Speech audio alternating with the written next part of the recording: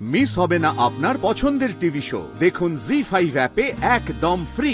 ওর ফ্যামিলির প্রত্যেকটা মানুষ প্রত্যেকটা মুহূর্ত গুনছে এই কখন খারাপ খবর এলো। আর তুই ভাবছিস তো আমি এখানে কি করে এলাম? আমি সেটা তোকে এক্সপ্লেন করব না। তোর মেন মাইন্ড নিয়ে তুই যা খুশি ভাবতে থাক। শুধু তোকে এটা জানিয়ে রাখছি, তুই শুনে রাখ, এই মুহূর্তে ওটিতে 4-5 জন ডক্টর রায়ের উপর একটা ক্রিটিক্যাল সার্জারি করছে। আশ্চর্য, আশ্চর্য, কি অদ্ভুত হেল্পলেস আমি। আমার বউ কোথায় সেটা ট্রেস করতে পারছি না আমি। স্রোত ফোনটা বন্ধ করে রেখে দিয়েছে। আর কে জানতে পারে ওর খবর? সূর্য। আচ্ছা, রায় যদি অ্যাবর্শন করাতে গিয়ে থাকে, সূর্যের তো ওর সঙ্গে থাকার হাই চান্স। রাইট, এটা এতক্ষণ কেন মাথায় আসেনি আমার?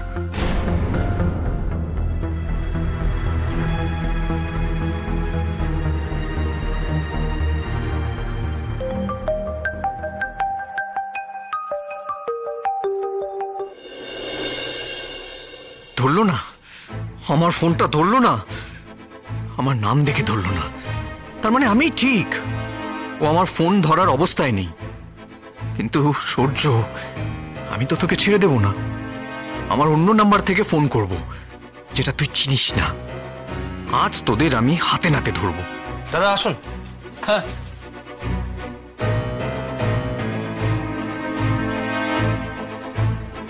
পরেরটা দরকার হলে আমরা এখান থেকে পাঠিয়ে দেবো, আপনি জাস্ট কাইন্ডলি আমাদের ফোন করে দেবেন একবার। Sure sure, thank you. হ্যাঁ,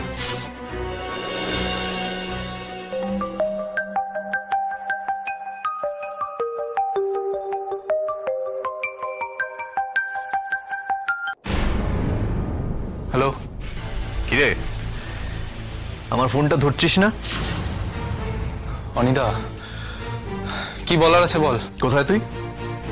সেটা তোকে বলতে যাবো কেন? আরে আমিও একটু শুনি না, তুই এক্স্যাক্টলি কোথায় আছিস? ওদিকে রায় মেডিকেল লিভ নিয়ে গায়েব হয়ে গেছে, তুই আমাকে এড়িয়ে পালিয়ে যেতে চাইছিস। কোথায় আছিস বলতো? রায়ের প্রতি কোনো দায়িত্ব পালন করছিস নিশ্চয়ই। ওর সঙ্গে সঙ্গে আছিস তো? মানে হসপিটালে সইটাও তুই করেছিস তো ওর হাজবেন্ড বলে? এই শোন অনিদা, মুখ সামলে কথা বল। হ্যাঁ, সেদিন থেকে অনেক নোংরা নোংরা কথা বলে যাচ্ছিস। এনাফ। এটুকু শিওর হলাম তাহলে যে তুই রায়ের সাথেই আছিস। হ্যাঁ আছি, এবং হাসপাতালে আছি। তুই পুরোপুরি অমানুষ হয়ে গেছিস না? একটা মিন মাইন্ডেড পচা নর্দমা হয়ে গেছিস। এই কথাগুলো তোর মুখে আনতে লজ্জা করছে না? এই সূর্য, আস্তে, হ্যাঁ আস্তে আস্তে কথা বল। লজ্জা তোর হওয়া উচিত, তোদের হওয়া উচিত। তোরা নোংরা নোংরা কাজ করে বেড়াবি আর আমি লজ্জা পাবো কেন? বলবি আমাকে একবার, কেন তুই আমার স্ত্রীকে অ্যাভয়েড করাতে নিয়ে গেছিস? শাট আপ অনিদা। আমি এই মুহূর্তে হাসপাতালে আছি এবং ব্লাড ব্যাংকের সামনে আছি। আর ওদিকে ওটিতে রাই তার জীবন মরণ লড়াই লড়ছে।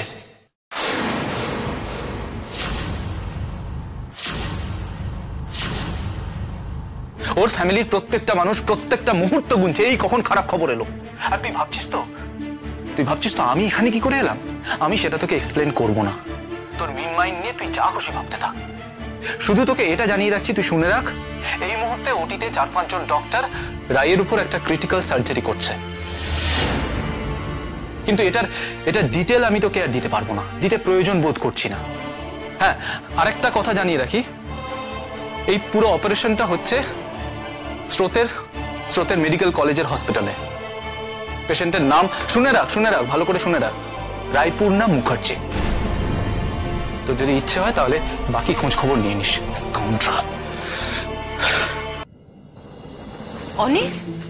অনি কি হয়েছে? অনি, আরে কি হয়েছে বলবে তো? তোমার শরীর ঠিক নেই, রায় ভালো নেই।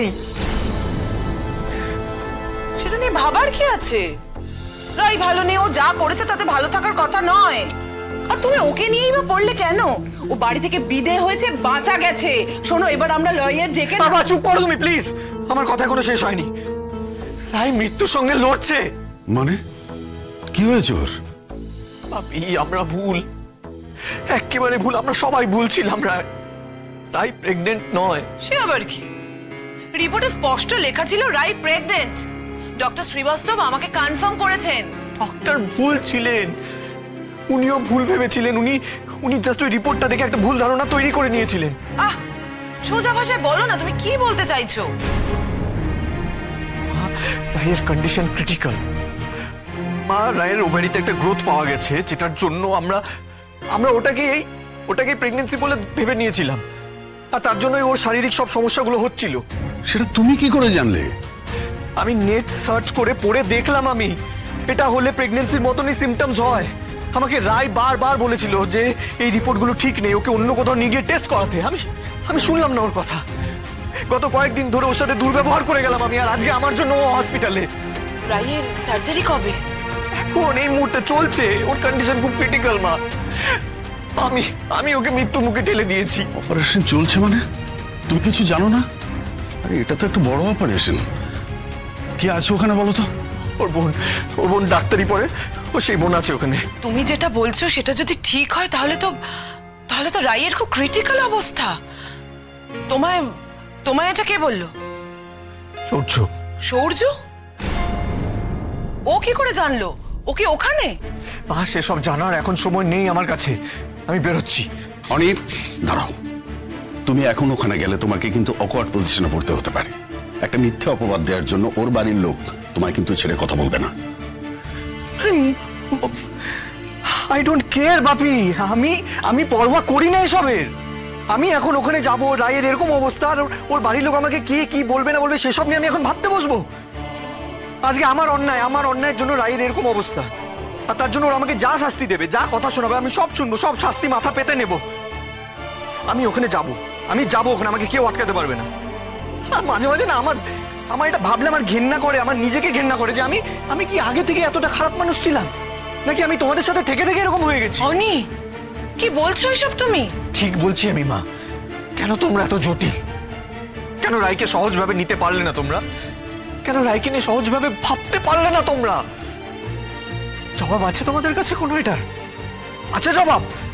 ভাবো ভাবো ভাবো, ভাবতে থাকো বরং প্ল্যান করতে থাকো তোমরা।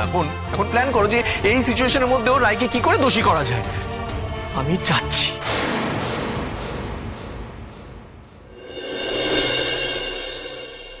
কি ভাবছো সৈনী? আমাদের একটা বড় ভুল হয়ে গেছে। মেনে নাও যে একটা বড় ভুল করে ফেলেছি আমরা। প্রায় সত্যি একটা নিষ্পাপ মেয়ে। অনেক গেছে, এখন আমাদের ওর সঙ্গে থাকা দরকার। ওর বাড়ির লোককে সামলাতে হবে।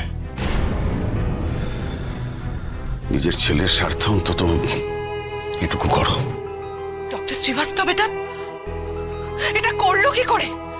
ধরতে পারলো না? আমি কিন্তু ওকে ছেড়ে দেবো না বলে দিলাম।